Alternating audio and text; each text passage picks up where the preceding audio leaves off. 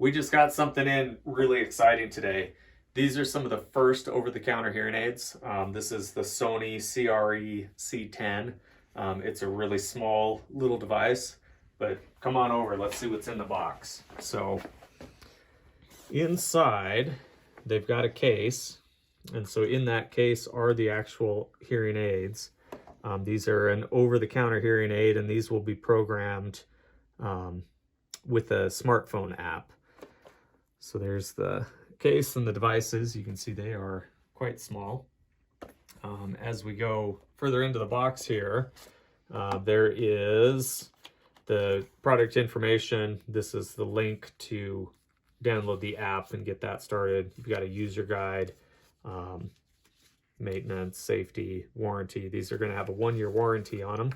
And then further in, they've got several different size domes or vented sleeves. And so depending on the size of your ear canal, you may need a small, medium, large.